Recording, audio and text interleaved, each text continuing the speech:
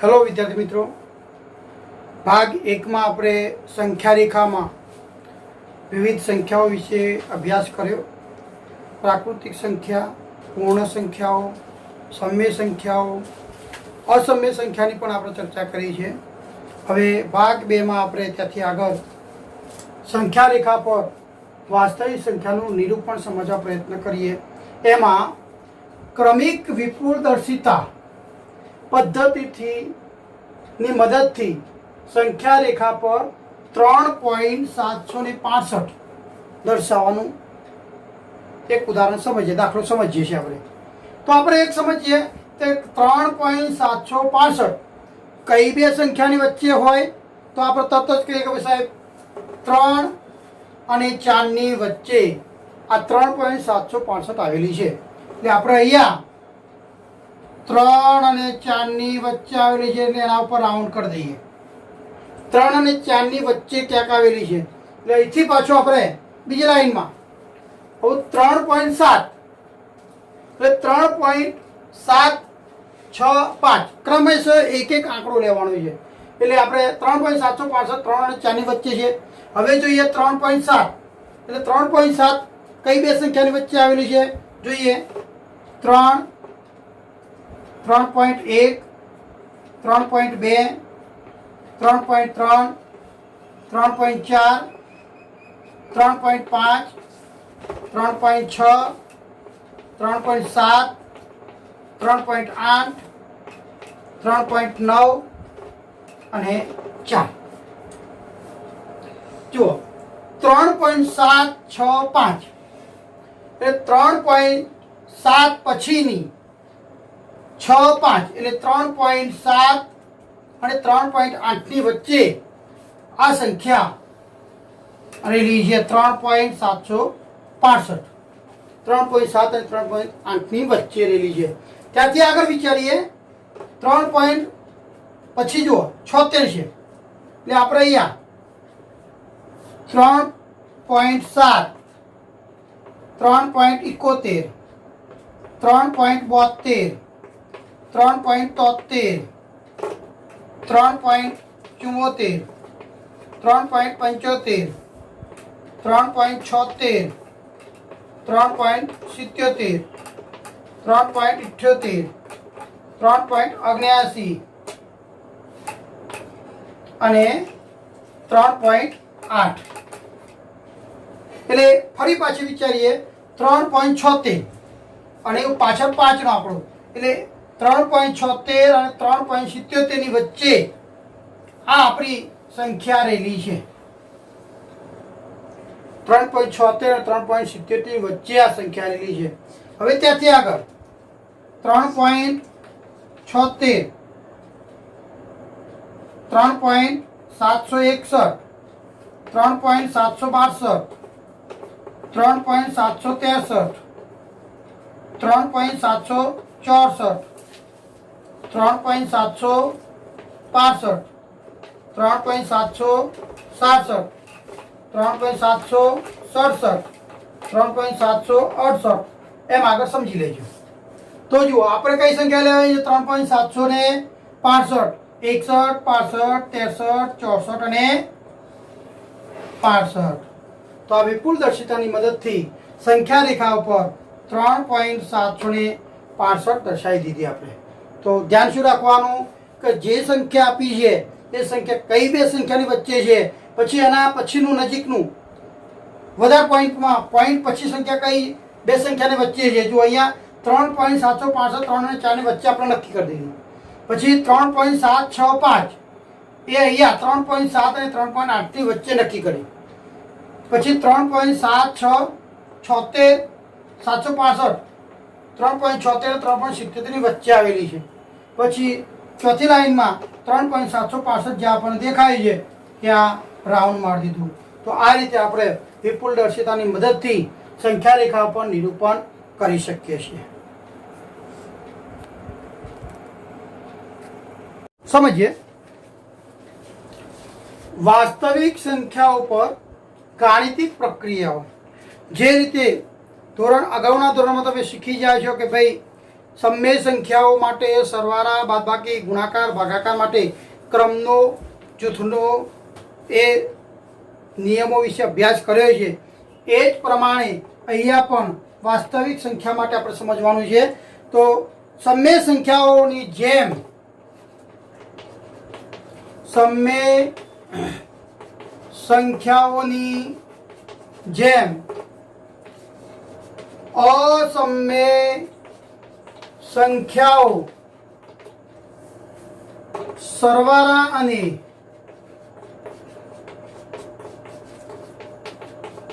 ગુણાકાર માટે ક્રમનો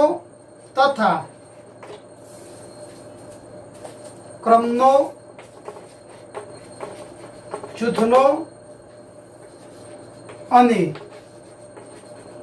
વિભાજનના નિયમનું પાલન કરે છે. તો સમમેય સંખ્યાઓની જેમ અસમમેય સંખ્યાઓ પણ સરવાળા ગુણાકાર માટે ક્રમનો જૂથનો અને વિભાજનના નિયમનું પાલન કરે છે. બીજું જોઈએ, અસમમેય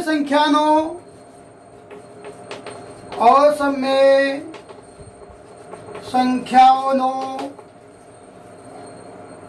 સરવાળો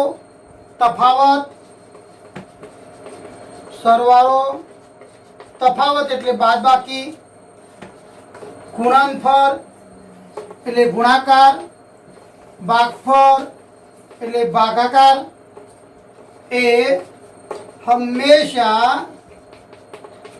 અસમમેય હોય તે જરૂરી નથી. એટલે કે અસમમેય સંખ્યાનો સરવાળો બાદબાકી ગુણાકાર ભાગાકાર એ અસમમેય પણ હોય સમમેય પણ હોય. એટલે અસમમેય હોય એવું જરૂરી નહીં, સમમેય પણ મળી શકે છે. એટલે આપણે એ ધ્યાન રાખવાનું. હવે સમમેય અને અસમમેયનો સરવાળા બાદબાકીની વાતો કરવાની છે આપણે. તો સમમેય સંખ્યાનો અસમમેય સંખ્યા સાથેનો સરવાળો અથવા તફાવત. સમમેય સંખ્યાનો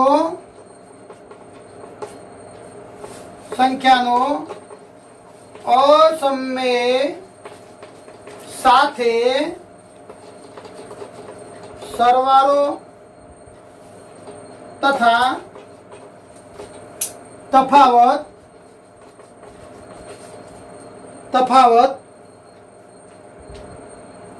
હંમેશા અસમમેય મળે છે. તફાવત અસમમેય મળે છે. સમમેય સંખ્યાનો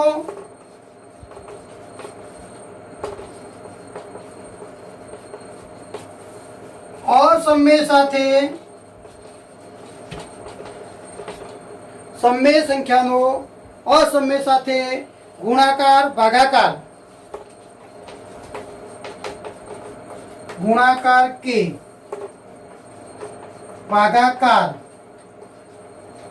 અસમમેય જ મળે છે.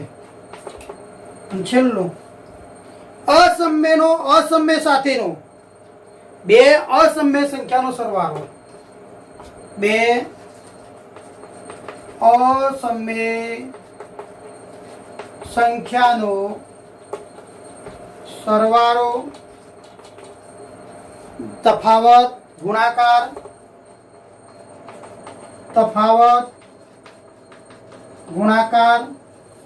કે ભાગાકાર સમમેય અથવા અસમમેય હોય છે. સમમેય અથવા અસમમેય હોય. ધ્યાનમાં રાખવાની બાબતો છે કે વાસ્તવિક સંખ્યા પર ગાણિતિક પ્રક્રિયાઓ કરવી હોય તો આપણે આટલા મુદ્દા ધ્યાનમાં રાખવા. પહેલો મુદ્દો છે સમમેય સંખ્યાઓની જેમ અસમમેય સંખ્યાઓ સરવાળા અને ગુણાકાર માટે ક્રમનો જૂથનો અને વિભાજનના નિયમનું પાલન કરે છે. બીજું છે અસમમેય સંખ્યાઓનો સરવાળો તફાવત ગુણનફળ ભાગફળ એ હંમેશા અસમમેય જ હોય. એ જરૂરી નથી.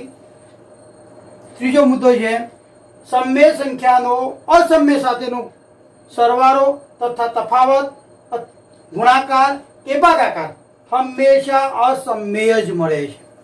જ્યારે બે અસમમેય સંખ્યાનો આપણે સરવાળો, તફાવત, ગુણાકાર કે ભાગાકાર એ સમમેય પણ હોઈ શકે અથવા અસમમેય પણ હોઈ શકે છે.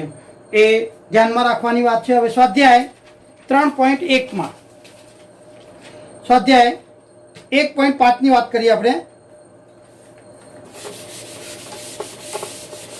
સ્વાધ્યાય 1.5 એક્ઝામ્પલ 1.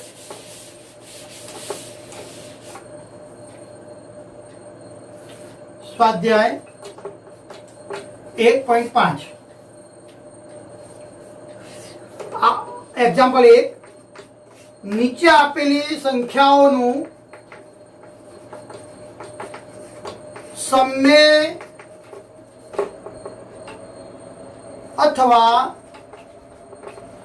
અસમમેય સંખ્યામાં વર્ગીકરણ કરો.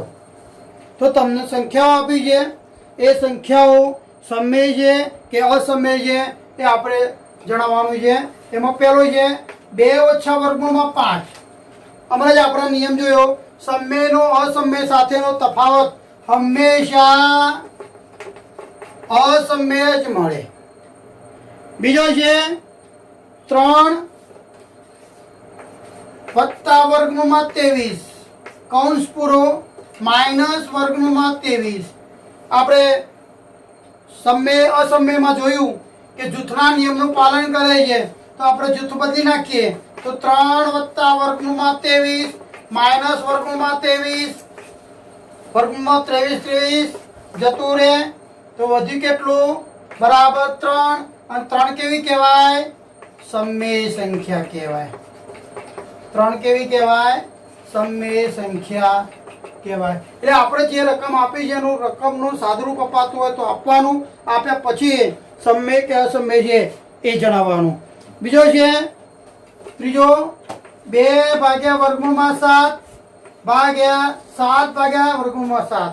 તો વર્ગમૂળમાં 7 ઉડી જાય તો વધી કેટલું? 2/7. અને 2/7 કેવી છે? સમમેય સંખ્યા કહેવાય. ત્રીજી છે, ચોથી છે આપણી પાસે સંખ્યા 1 / વર્ગમૂળમાં 2. 1 / વર્ગમૂળમાં 2. જો છેદની નીચે જે સંખ્યા આપી એમાં છેદમાં વર્ગમૂળમાં 2 હોય તો એને સમમેય કારક અવયવ વડે ગુણવું. અહીંયા વર્ગમૂળ 2 છે એટલે સમમેય કારક અવયવ કેટલો થશે? વર્ગમૂળમાં 2. વર્ગમૂળ 2 સાથે ગુણાકાર કરીએ વર્ગમૂળમાં 2 બરાબર ઉપર નીચે વર્ગમૂળ 2 વડે મલ્ટીપ્લાય કર્યો તો આપણને જવાબ મળે વર્ગમૂળમાં 2/2. અને વર્ગમૂળમાં 2/2 એ કેવું કહેવાય? અસમમેય સંખ્યા કહેવાય. એનો પાંચમો છે આપણી પાસે 2π. 2π એ અસમમેય છે. અસમમેયનો સમમેય સાથે ગુણાકાર, અને આપણે જાણીએ છીએ અસમમેયનો સમમેય સાથે ગુણાકાર હંમેશા અસમમેય મળે. તો સમમેય સંખ્યાનું વર્ગીકરણ જોયું. હવે એક બીજો દાખલો આપણે સાદુરૂપનો જોઈએ. સરવાળા બાદબાકીની લખતો છે. એક્ઝામ્પલ 2 સાદુરૂપ આપો. એમાં એક પહેલા નંબરનો દાખલો જોઈએ. રકમ છે 3 + વર્ગમૂળમાં 3. 3 + વર્ગમૂળમાં 3. બીજા કૌંસમાં છે 2 + વર્ગમૂળમાં 2. તો જુઓ અહીંયા 3 નો આખો 3 છે એ 3 નો આખા કૌંસ 2 + વર્ગમૂળ 2 સાથે ગુણાકાર કરવાનો રહેશે. એટલે 3 કૌંસમાં 2 + વર્ગમૂળમાં 2. બરોબર છે. એ જ રીતે આ વર્ગમૂળમાં 3 છે એનો પણ વર્ગમૂળમાં 3 એનો પણ 2 + વર્ગમૂળ 2 સાથે ગુણાકાર કરવાનો રહેશે. ગુણાકાર કરીએ 3 × 2 = 6 + 3 ગુણ્યા વર્ગમૂળમાં 2 વત્તા 2 ગુણ્યા વર્ગમૂળમાં 3 વત્તા વર્ગમૂળમાં 2 ગુણ્યા વર્ગમૂળમાં 3. તો આપણી પાસે જવાબ આવ્યો 6 વત્તા 3 વર્ગમૂળમાં 2 વત્તા 2 વર્ગમૂળમાં 3 વત્તા વર્ગમૂળમાં 6. બીજું એક સાદુરૂપ સમજીએ. વર્ગમૂળમાં 5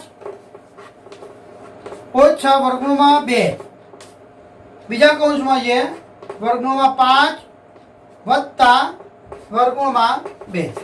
જો અહીંયા આપણે ધોરણ 8માં શીખેલા કેટલાક નિત્ય સમય યાદ કરી લઈએ કે a ઓછા b a વત્તા b, તો તરત જ આપણે કહેતા કે a square minus b square. જો અહીંયા a b વચ્ચે પ્લસ માઇનસ, તો તરત જ આપણે કહીએ a square minus b square એટલે વર્ગમૂળ 5 નો વર્ગ ઓછા વર્ગમૂળ 2 નો વર્ગ. વર્ગમૂળ 5 વર્ગમૂળ જતો એટલે 5 ઓછા 2 એટલે બરાબર કેટલા આયા? 3 આયા. તો આવા સાદુરૂપના દાખલા પણ પરીક્ષામાં 2 ગુણમાં પૂછાય છે. હવે એક્ઝામ્પલ આગળ વિચારીએ.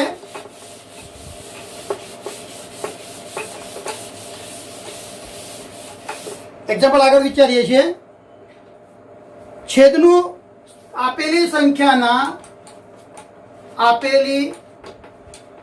સંખ્યાઓના છેદનું સમયકરણ કરો. પરીક્ષામાં 1 ગુણમાં આ પ્રશ્ન પૂછાઈ શકે છે. તો સમજીએ. એમાં પહેલો છે 1 ભાગ્યા વર્ગમૂળમાં 7. 1 ભાગ્યા વર્ગમૂળમાં 7. બીજો છે તો છેદનું સમીકરણ. તો નીચે જેટલી સંખ્યા હોય એટલી સંખ્યા વર્ગમૂળવાળી ઉપર નીચે મલ્ટીપ્લાય કરી દઈએ.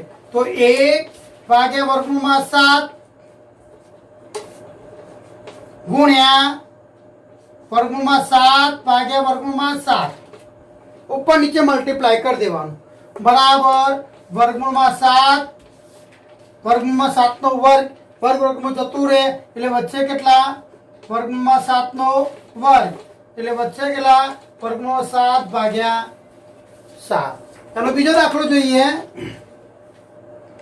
1 ભાગ્યા વર્ગમૂળમાં 7 ઓછા વર્ગમૂળમાં 6. તો આ પ્રકારની સંખ્યા હોય અને એનું છેદનું સમીકરણ કરવાનું હોય તો ધ્યાન શું રાખવાનું? ધ્યાન રાખજો. વર્ગમૂળમાં 7 ઓછા વર્ગમૂળમાં 6.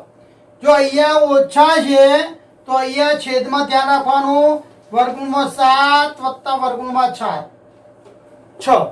તો અહીંયા માઇનસ હોય તો અહીંયા વચ્ચે પ્લસ મૂકી દેવાનું. જો નીચે એટલાય ગુણે તો ઉપર પણ એટલાય મલ્ટીપ્લાય કરી દેવાનું. તો વર્ગમૂળમાં 6. તો જવાબ આવશે આપણી પાસે વર્ગમૂળમાં 7 વત્તા વર્ગમૂળમાં 6 ભાગ્યા a square minus b square. તો શું થશે? 7 ઓછા 6. તો જવાબ આવશે વર્ગમૂળ 7 બરાબર જવાબ આવશે વર્ગમૂળમાં 7 વત્તા વર્ગમૂળમાં 6 ભાગ્યા 1 બરાબર વર્ગમૂળમાં 7 વત્તા વર્ગમૂળમાં 6. એનો ત્રીજો દાખલો સમજીએ આપણે. 1 વત્તા વર્ગમૂળમાં 2. 1 ભાગ્યા વર્ગમૂળમાં 5 વત્તા વર્ગમૂળમાં 2. તો છેદનું સમીકરણ કરવાનું કીધું. તો 1 ભાગ્યા વર્ગમૂળમાં 5 વત્તા વર્ગમૂળમાં 2 ગુણ્યા અહીંયા ધ્યાન શું રાખવાનું? જેટલા વર્ગમૂળ 5 અહીંયા પ્લસ છે તો અહીંયા માઇનસ 2 ભાગ્યા વર્ગમૂળમાં 5 ઓછા વર્ગમૂળમાં 2 બરાબર વર્ગમૂળમાં 5 ઓછા વર્ગમૂળ 2 ભાગ્યા a square minus b square. તો 5 ઓછા 2. તો જવાબ આવશે વર્ગમૂળ 5 ઓછા વર્ગમૂળ 2 ભાગ્યા 3. તો આ રીતે તમે આપેલી સંખ્યાઓના છેદનું સમીકરણ કરી શકો છો. 9.3 ને સંખ્યા રેખા પર દર્શાવો. તો એના માટે આપણે શું કરીશું? સૌ પ્રથમ ફૂટપટ્ટીની મદદથી 9.3 માપનું રેખાખંડ AB દોરીશું.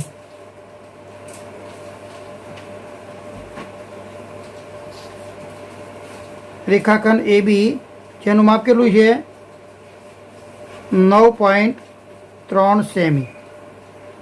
હવે બી બિંદુથી આગળ 1 સેમી જેટલું માપ વધારવાનું છે. એટલે બીસી કેટલું વધારવાનું છે? 1 સેમી. તો આ સી બિંદુ, આ માપ કેટલું છે? 1 સેમી. હવે પરિકરની મદદથી આપણે એસીનો લંબદ્વિભાજક દોરવો છે.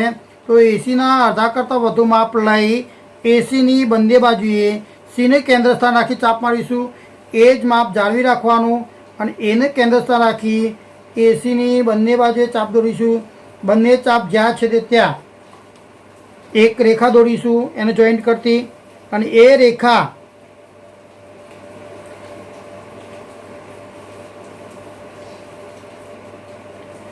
જ્યાં એસીને છેદે ત્યાં એમ નામ આપીશું.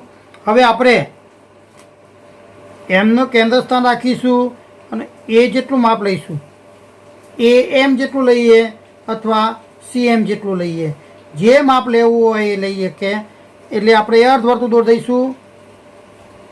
અર્ધવર્તુળ દોર્યા પછી જ્યાં બી બિંદુ છે ત્યાં તમારા કોણ માપકની મદદથી 90નો ખૂણો બનાવવાનો છે.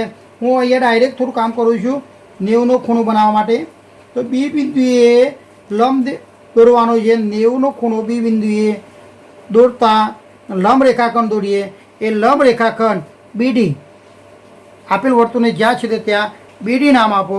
હવે આ BD જેટલો ચાપ લઈશું અને BD જેટલો ચાપ લઈ અને એક ચાપ આપણે આગળની દિશામાં દોરીશું. આગળની દિશામાં દોરીએ અને સંખ્યા રેખાને આગળ લંબાવીએ.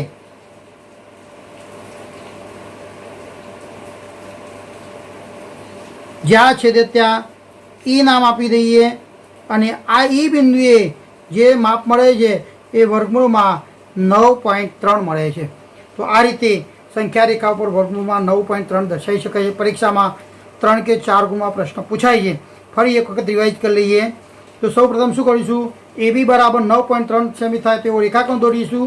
પછી BC બરાબર 1 સેમી વધુ માપ લઈશું અને એસીનો લંબદ્વિભાજક દોરી એમ બિંદુએ છેદશે. એમને કેન્દ્ર સ્થાન રાખી AM જેટલું માપ લઈ એક ચાપ દોરીશું. એ ચાપ C બિંદુએ છેદશે. હવે બી બિંદુએ લંબ રેખાખંડ દોરીએ. જે લંબ રેખાખંડ દોરીએ એ આપેલ વર્તુળને જ્યાં છે ત્યાં D નામ આપીશું. BD જેટલું માપ લઈ એક ચાપ આ સંખ્યા રેખા ઉપર દોરીશું. જે છે ત્યાં E નામ આપીશું. જે E બિંદુ છે એ શું દર્શાવશે? વર્ગમૂળમાં 9.3. અહીંયા આપણે વર્ગમૂળ 9.3 સંખ્યા રેખા પર દર્શાવ્યું. ઘાતાંકના નિયમો.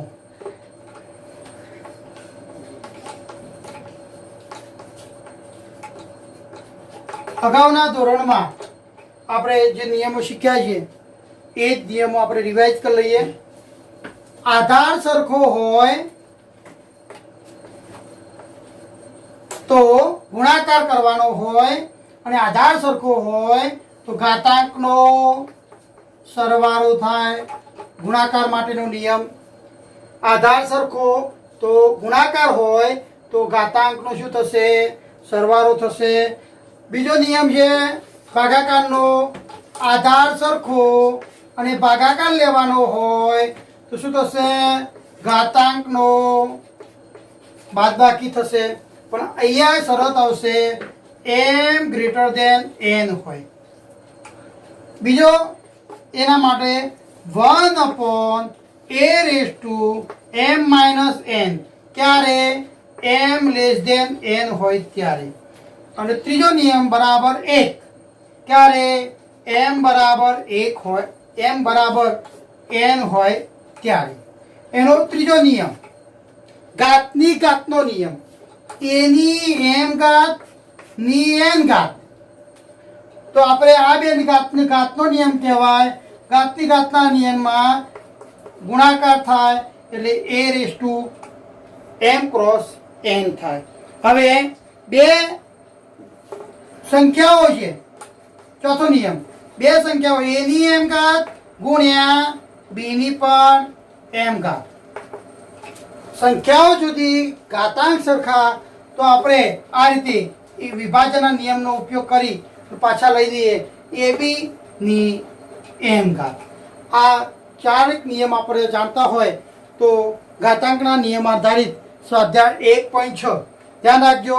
ગુણાકાર માટે નિયમ a⁻m ઇન્ટુ a⁻n બરાબર a ની m પ્લસ n ઘાત. ભાગાકારનો નિયમ a ની m ભાગ્યા a ની n બરાબર a ની m માઇનસ n. તફાવત લેવાનો. સરળ છું, m ગ્રેટર ધેન n. જો m લેસ ધેન n હોય તો 1 ભાગ્યા a⁻m માઇનસ n. અને જો બંનેની m અને n ની કિંમત સરખી હોય તો જવાબ આવશે 1. ઘાતની ઘાતનો નિયમ a⁻m ની n ઘાત, તો બરાબર શું થશે? a ની m ક્રોસ n, એટલે m ગુણ્યા n ઘાત થશે. આધાર જુદા જુદા હોય, ઘાતાંક સરખા હોય તો કૌંસમાં ab કોમન લઈ અને એની m ઘાત લખી શકાય. હવે સ્વાધ્યાય 1.6 કિંમત શોધો. સ્વાધ્યાય 1.6 એક્ઝામ્પલ 1 કિંમત શોધો. એમાં પહેલો 64 ની 1/2 ઘાત. 64 ની 1/2 ઘાત. એનો બીજો દાખલો છે, અહીંયા ધ્યાન રાખીશું. 125 ની 1/3 ઘાત. હવે 64 થશે તો 64 આપણે ઘાતના નિયમનો ઉપયોગ કરવો છે. તો 64 કોનો વર્ગમૂળ થાય એ પહેલા વિચારીએ. 64 નું વર્ગમૂળ કાઢીએ તો 8 થાય, એટલે 8 નો વર્ગ 8 64. 8 નો વર્ગ કરીએ એટલે આપણને શું મળશે? 64 મળશે. એટલે 8 ની 2 ઘાત ની 1/2 ઘાતની ઘાતનો નિયમ વાપરીએ તો 8 ની 2 ગુણ્યા 1/2 ઘાત. 2 ઉડી જાય તો વધ્યા કેટલા? 8 ની 1 ઘાત બરાબર 8 થયા. એ જ પ્રમાણે 125 25 પંચા 125 એટલે 5 ગુણ્યા 5 ગુણ્યા 5 એટલે 5 ની 3 ઘાત એની પણ 1/3 ઘાત. ઘાતની ઘાતનો નિયમ 5 ની 3 ગુણ્યા 1/3. 3 ઉડી જાય તો વધ્યા કેટલા? 5⁻1 બરાબર 5. એનો એક્ઝામ્પલ 2. આ એક્ઝામ્પલ 1 કિંમત શોધો. એમાં 2 દાખલા ગણ્યા, બાકીના 2-3 દાખલા વધ્યા એ તમારા હોમવર્કમાં કરવાના. એક્ઝામ્પલ 2 કિંમત શોધો છે એ પણ. એમાં 9 ની 3/2 ઘાત. 9 ની 3/2 ઘાત કિંમત શોધવાની છે. બીજો દાખલો છે 16 ની 3/4. 16 ની 3/4 ઘાત. તો જુઓ, પહેલો દાખલો છે એનો 9 ની 3/2 ઘાત. 9 કયા ઘડિયામાં આવે? 3 ગુણ્યા 3. 3 ની 2 ઘાત. 3 ની 2 ઘાત 9 થાય. એની 3/2 ઘાતની ઘાતનો નિયમ 3 ની 2 ગુણ્યા 3/2. 2 જતા રહ્યા તો 3 ની કેટલી વધી? 3 ઘાત. 3 ની 3 ઘાત એટલે 3 3 9 9 તારી 27 આવે. આમાં કિંમત શોધવામાં 27 આવ્યા. એ જ પ્રમાણે એનો ત્રીજો દાખલો છે 16 ની 3/4. તો 2 ની 4 ઘાત. 2 2 4 4 2 8 8 2 16 એટલે 2 ની 4 ઘાત એની 3/4 ઘાત. ઘાતની ઘાતનો નિયમ 2 ની 4 ગુણ્યા 3/4. 4 4 ઉડી ગયા તો વધ્યા કેટલા?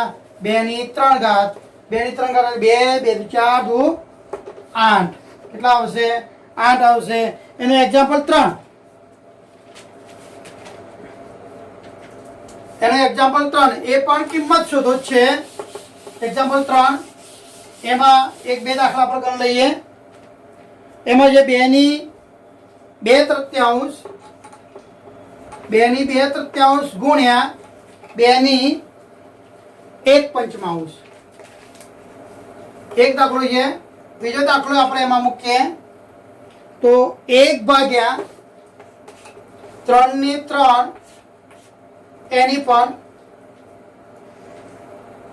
7 એની 7 જોઈએ સમજવા સાદુરૂપ આપવા પ્રયત્ન કરીએ એનો. જો આધાર સરખો ગુણાકારમાં ધ્યાન રાખવાનું, આધાર સરખો તો ઘાતાંકનો સરવાળો થાય તો 2/2 વત્તા 1 પંચમાંશ બરાબર 2/2 વત્તા 1 પંચમાંશ. અપૂર્ણાંકના સરવાળા બાદબાકી. છેદ સરખા ના હોય તો છેદ સરખા લેવા માટે લસા લઈએ. 3 પંચીયું 15 લસા આવે. 2 પંચીયું 10, 3 એકુ 3 તો 2 × 3 13/15 સાદુરૂપ આપ્યા. આમાં સાદુરૂપ આપવા પ્રયત્ન કરીએ તો જુઓ ઘાતની ઘાતનો પેલા વિભાજનનો નિયમ લઈએ તો શું થશે? 1/7 ભાગ્યા 3/7 એની પણ 3/3 એની 7 હવે 1/7 બરાબર 1 જ રહે. 1/7 બરાબર 1 જ રહે. અને અહીંયા ઘાતાંકનો નિયમ 3/3 × 7 બરાબર 1/3/21. તો અહીંયા સ્વાધ્યાય 1.6 ને સમજાવવા પ્રયત્ન કર્યો છે. બાકીના જે દાખલા વધ્યા છે એ હોમવર્કમાં તમારા ઘરમાં ગણેલા ઉદાહરણ પણ છે, એ પણ તમારે સારી રીતે ગણી સમજવાના છે. તો અહીંયા તમારું પ્રકરણ 1 પૂરું કર્યું છે.